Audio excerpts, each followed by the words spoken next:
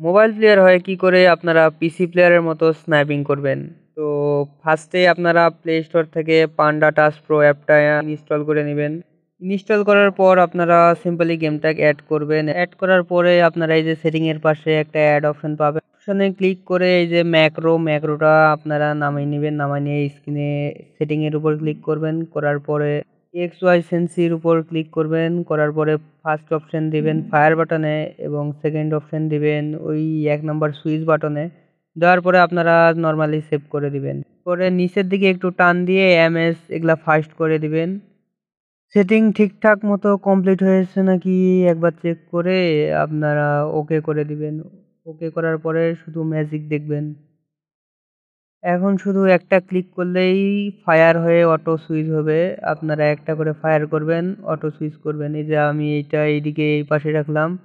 এই পাশে রাখার পরে এই যে দেখেন শুধু মারবো আর ফায়ার, মারবো আর ফায়ার। যেটা ক্লিক করবেন তো এটা সুইচ হবে, ফায়ার হবে আর রিলোডও হবে না। এমন করে আপনারা নরমালি টুর্নামেন্টও খেলতে পারবেন। বিআর, সিএস আপনাদের আইডির কোনো প্রকার সমস্যা হবে না। আমি আমার অরিজিনাল আইডিতে এটা ইউজ করে খেলি। তো এটাই ছিল আজকের মতো ভিডিও। তো টাটা, ভালো থাকবেন সবাই। আল্লাহ হাফেজ।